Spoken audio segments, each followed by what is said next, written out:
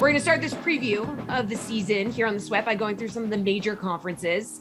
We start this week in the ACC, where Clemson is the runaway favorite at minus 835. So chase or fade that this is their conference to lose once again. However, if given the field against Clemson, I'm still going to take the field. College football is still a wonky, weird sport. Injuries happen. DJ Uiagalelei comes in. He looks to be the real deal, but we've only really seen him in 2 games. Defensive coordinators now have some tape on him. Yes, it's Clemson. They're replacing 5 stars with 5 stars. And when the kids go home at night, they roommate with 5 stars. They have players all over the field. There's no doubt about that. They should be the favorite. But I just think that price is a little bit high. I'd rather have the rest of the league just for math purposes. They're also going to have to incorporate a new coach because Dabo Swinney said in 2014, as far as paying players, professionalizing college athletics, that's where you lose me. I'll go do something else. So now that we have NIL rights, I guess Dabo's not going to be coaching there this year. And he's going to turn down the $93 million that was given him by Clemson.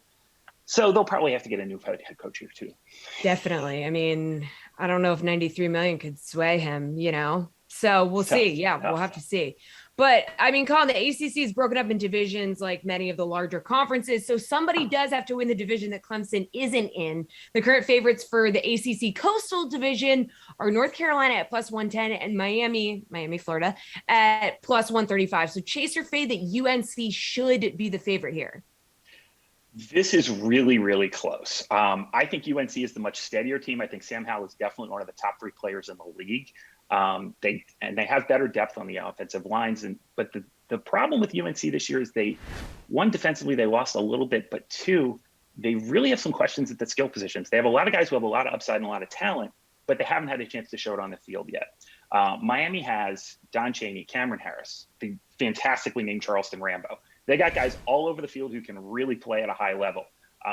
They brought in Rhett Lashley last year. He didn't get a spring practice last season to put in what he wants to do. He's an excellent offensive coordinator, a massive upgrade over the first year of Dan Enos. So I like them there, but the problem that they had is they had 15 spring practices and no Derek King, who is the linchpin, the key, the guy who makes everything go. This is going to be King's 6th year in college football. Miami has no shot of getting anywhere without him. But he also missed spring practice with an ACL injury.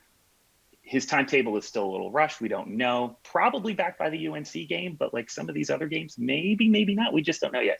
So Miami's the higher ceiling, lower floor team. UNC is definitely the more steady team.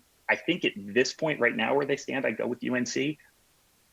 But later in the season, give me 2 weeks into the season, let's see where Miami is.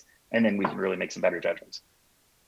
Okay, well, let's be real. Whoever wins that division likely gonna face Clemson in the ACC title game. So which team do you think, obviously the season isn't underway yet, but which team do you think matches up best with the Tigers? I think you got to go with Miami. They just have more talent, more raw speed. They can do the things that distract Clemson. They can give you different looks. They can put Uiagalelei in different positions. They can make him make choices that he hasn't had to make before as a college quarterback. They have the potential to do that.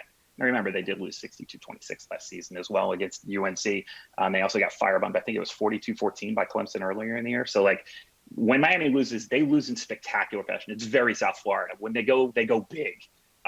So I think that it's possible that Miami, if they put together one of those games, like that Notre Dame game 4 years ago, when Hard Rock Stadium is going absolutely nuts, they can put it together. They can have games like that, but it's just going to be a really, really tough lift for them, I think. But they have the best shot of anybody. Okay, so is there anyone in the ACC Atlantic Division that could potentially stop Clemson from getting to their 7th straight ACC championship game? No. Yeah, that's fair. I mean, they have the weaker division anyway. Florida State's going to be a little bit better, but they're not anywhere close yet. I think Mike Norvell's building something there that's going to be good in the future.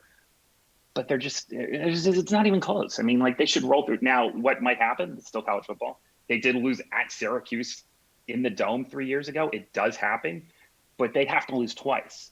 They're not going to lose twice. So it's fine. Maybe you drop one, but you're not dropping 2.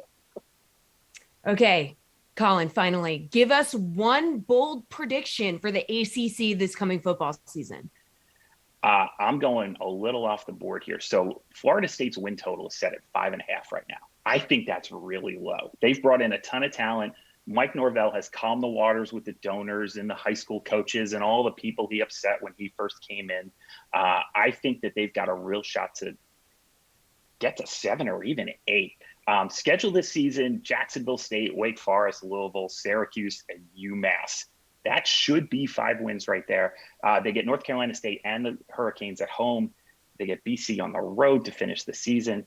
That's 8 potential wins. Yeah, they're not beating Alabama. Just come on. But there's enough there that I think that they can get to 7 and get back to a bowl game. They've done all the right things after doing all the wrong things for the first 365 days.